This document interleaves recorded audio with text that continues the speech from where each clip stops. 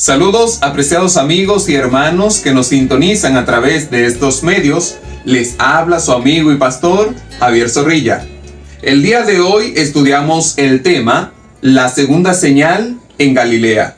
Y nuestro texto para memorizar durante esta semana dice: también hizo muchas otras señales en presencia de sus discípulos, que no están escritas en este libro, pero estas fueron escritas para que ustedes crean que Jesús es el Cristo, el Hijo de Dios, y para que, creyendo, tengan vida por medio de él. Juan capítulo 20, versículo 30 y 31. Amados hermanos, amigos que nos escuchan, la segunda señal depende de la primera. Es decir, lo ocurrido en la segunda es por lo ocurrido en la primera. Nosotros sabemos cuál fue la primera señal. Ayer estuvimos hablando de ello, el milagro de convertir el agua en vino. Entonces, recordemos que esto fue un evento público de Jesús, aunque su ministerio aún no se hacía público. Se necesitaba vino y no había forma de tenerlo. Las parejas no tenían forma de conseguir el vino en ese momento. Y era una vergüenza para esa ocasión que faltase algo en una boda, y el vino era muy importante. Entonces, inmediatamente les piden a Jesús, María le pide a Jesús que le pueda ayudar en este proceso, porque María confiaba en que Jesús tenía poder para hacer muchas cosas más, porque María entendía la misión de Jesús. Pero en este caso, María pedía algo que no tenía que ver con la misión, pero que el Señor Jesús lo convirtió en parte de su misión.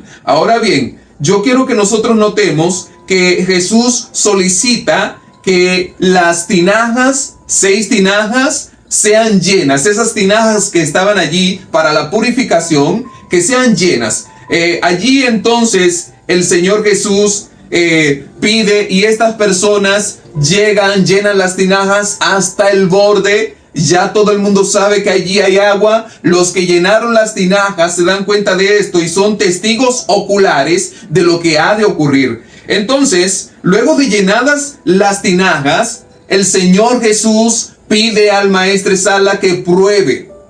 Entonces, cuando el Señor da la orden de que pruebe, el maestresala o el maestro de ceremonia dice: pero caramba, nadie hace lo que ustedes han hecho, que mantienen el buen vino hasta el final, pero este vino es de mejor calidad, una calidad superior. Y entonces allí los que no sabían, los que sirvieron el agua, ahora están mirando y dicen: pero ¿y cómo que es vino? Porque yo serví agua, yo llené las tinajas con agua. Y cuando fueron y escucharon las palabras del maestresala, probaron el vino, todos probaron y se dieron cuenta de lo que había ocurrido allí. Amigos queridos, noten que la sorpresa fue para la pareja que se estaba casando. Ellos sabían que no había vino ni forma de conseguirlo. Entonces fue una sorpresa para ellos. La sorpresa fue para los que llenaron las tinajas de agua, porque ellos no esperaban que esto pasaría solo con la palabra de un hombre que ellos desconocían. La sorpresa fue para los discípulos, porque ellos sabían que no había agua, que había agua, pero que ellos no pensaron que esa agua sería convertida en vino. Entonces, al ver esta señal, aumentaron su fe y su confianza en el maestro que ellos están siguiendo. Estas simples personas comparten lo que había acontecido con las demás personas de allí, de la boda, porque desen cuenta, analicen que las parejas o la pareja que se casaba estaban presenciando lo que iba a ocurrir. Jesús y sus discípulos estaban allí. Los que servían el agua o la preparaban, las tinajas con agua, estaban presenciando lo que iba a ocurrir allí. Y la orden que le dice el Señor: llévenle al maestresala para que pruebe. Pero los demás comensales no se dieron cuenta. Ahora la pareja está muy contenta, muy alegre por lo que había ocurrido, porque ocurrió un milagro que es una señal. Y ellos entonces no se detuvieron y todo el mundo, todos los que estaban ahí en ese lugar, comenzaron a compartir lo que había ocurrido allí y lo que Jesús había hecho. Entonces ahora pasamos a la segunda señal. Amigos, noten que después de la boda Jesús sale de Caná de Galilea, y entonces luego que sale de Caná de Galilea, el Señor sale a Judea. Pero pasado el tiempo, vuelve a Caná de Galilea. Y había en Capernaum un oficial del rey cuyo hijo estaba enfermo. Esto lo dice la palabra del Señor. Esto lo dice en el texto del estudio de hoy, de la pregunta. Entonces su hijo estaba enfermo. Este hombre, cuando oyó que Jesús había llegado de Judea a Galilea, estoy parafraseando lo que dice el texto, vino a él y le rogó que descendiese y sanase a su hijo, que estaba a punto de morir. Entonces, ¿qué pasa? Jesús le dijo algo clave que yo quiero que ustedes noten. Si no viereis señales y prodigios, no creeréis. O sea, el hombre viene pidiéndole al Señor que resuelva una situación, y el Señor le dice a este hombre: si tú no ves la señal, entonces tú no hubieses creído en mí. Noten esto. ¿Por qué Jesús dice esto? El oficial del rey le vuelve a decir al Señor, a Jesús, desciende antes de que mi hijo muera. El oficial no se queda para analizar lo que el Señor le dijo, porque él sabe que por algo Jesús le dijo esto. Entonces el Señor, viendo su poca fe, o lo poco que tenía de fe, porque sí tenía fe, porque fue donde Jesús, entonces el Señor le dice: vete, que tu hijo vive. Y el hombre creyó la palabra del Señor y se fue. Y cuando iba llegando de camino, lo recibieron y le dijeron: oye, tu hijo vive. Entonces él le preguntó a qué hora había comenzado a estar mejor. Y le dijeron: ayer a las 7 le dejó la fiebre. Tal vez ustedes digan: pero era una fiebre, eso tenía cura. Pero recuerde que en ese tiempo no había ninguna clínica, ningún hospital preparado. Usted tenía que lidiar con paños tibios, paños fríos, para poder calmar la fiebre que usted tenía o algún ser querido suyo. Entonces, ¿qué pasa? El padre, cuando ve esto, el oficial mismo, cuando ve esto, y entonces entiende que el Señor le había dicho esto: tu hijo vive. Ojo con esto, noten esto. Cuando le dice el Señor: tu hijo vive, él recordó esta palabra que Jesús le dijo: tu hijo vive. Fue justo en ese momento cuando le abandonó la fiebre. Y entonces dice la palabra: y creyó él con toda su casa. ¿Qué pasa? Que después de que vieron lo que el Señor hizo con su hijo, toda la casa de este oficial creyó en Jesús. Ahora entonces entiendan por qué el Señor le dice: si no viereis señales y prodigios, no creeréis. O sea, el oficial fue uno de los que escuchó acerca del primer milagro, y entonces ahora descendió para ver a Jesús, porque entendía que él tenía poder para entonces hacer la obra. Ahora él mira, él ve, y entonces ahora él se acerca a Jesús. Yo quiero que nosotros miremos lo siguiente, de acuerdo con lo que dice la sierva del Señor en el Deseado de Todas las Gentes, página 168. El oficial estaba dispuesto a aceptar a Jesús como el Mesías. Él estaba dispuesto, él fue dispuesto a aceptar al Señor, siempre que acudiera a su pedido. O sea, lo que él decía es: si Jesús sana a mi hijo. Nota que esto parece como a algunas personas por ahí, alguien que está desesperado por una situación, alguien que tiene una deuda, que quiere que el Señor pueda saldar esa deuda. Dice: Señor, si tú saldas esta deuda, yo haré, yo iré, yo estaré. Si tú sanas a mi hijo, yo estaré en la iglesia, yo me entregaré. Hay muchas personas que hacen estas promesas al Señor. Tú no tienes que prometerle al Señor que si Él hace algo contigo, tú vas a ser fiel, tú vas a adorarlo, tú vas a seguirlo. No, es que nosotros nos debemos al Señor. Por esa razón, el hombre recibe esta primera palabra del Señor Jesucristo: si tú no ves la señal, tú no crees.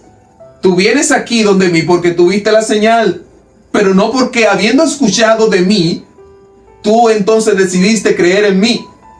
Este hombre estaba por creer en el Señor Jesucristo, dice, Pero si el Señor obraba el milagro en su hijo, y el Señor entonces dijo, no tengo nada que perder, o sea, voy a hacerlo. No porque Él haya dicho eso, voy a hacerlo. Voy a hacerlo porque Él vino con toda su fe a buscarme. Por eso el Señor realiza las cosas en tu vida, no por tu fe, porque no tienes, tal vez no tenemos fe. Tal vez pasa algo con nosotros.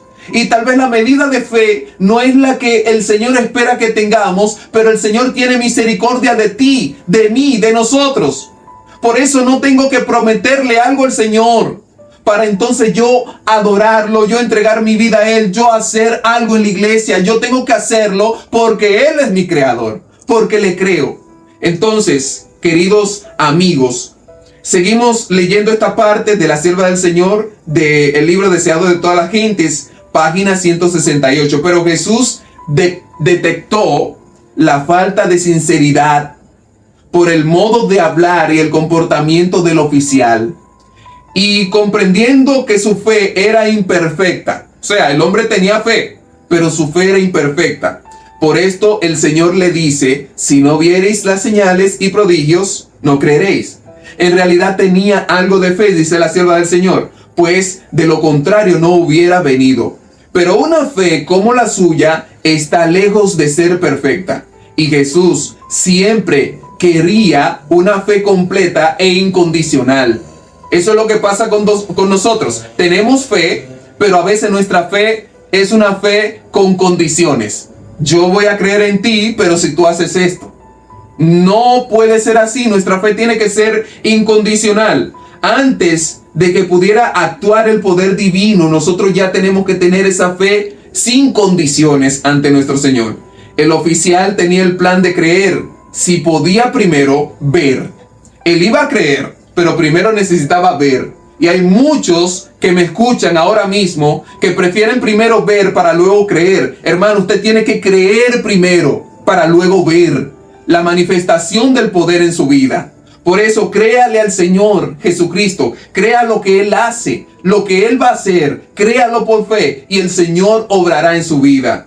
Jesús le pidió que creyera antes de que viera. Y Él te pide eso, cree en Él antes de ver la manifestación de su poder. Ahora vamos a terminar dando la respuesta a la pregunta de hoy. ¿Por qué hace el evangelista una conexión con el milagro de la boda? Mi amigo querido, tres cosas. Número uno, el primer milagro se realizó en Caná de Galilea.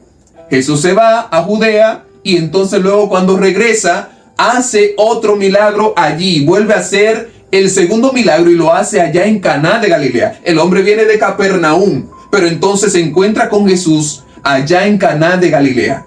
Número dos, el segundo milagro se desarrolla por haber oído acerca del primer milagro. Este fue un hombre judío que entonces él pudo escuchar acerca de este milagro del agua en vino y entonces fue para que sea realizado un milagro en su vida también.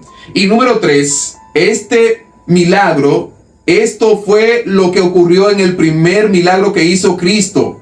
Esto fue lo que pudo hacer. Este milagro lo que hizo fue desarrollar la fe de los discípulos, la fe y la creencia de que el maestro al que ellos siguen es el Mesías venidero. Amigos, hemos llegado a la parte final de este estudio de hoy, pero quiero hacerles entender algo acerca de estas lecciones. Estos son puros comentarios míos y no son absolutos. Usted puede encontrar una respuesta diferente en otras personas, en otros comentaristas por allí.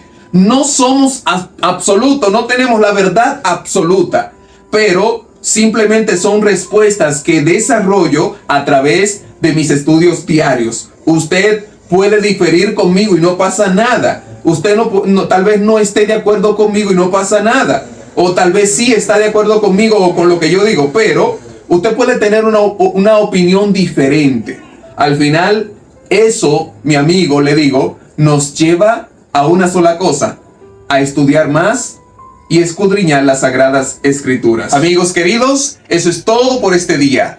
Huye el impío sin que nadie lo persiga, mas el justo permanece confiado como un león. Proverbios capítulo 28, versículo 1. Sea el Dios Todopoderoso siempre en tu vida, hogar y familia, trayendo paz y bendiciones. Dios te bendiga. Será hasta la próxima.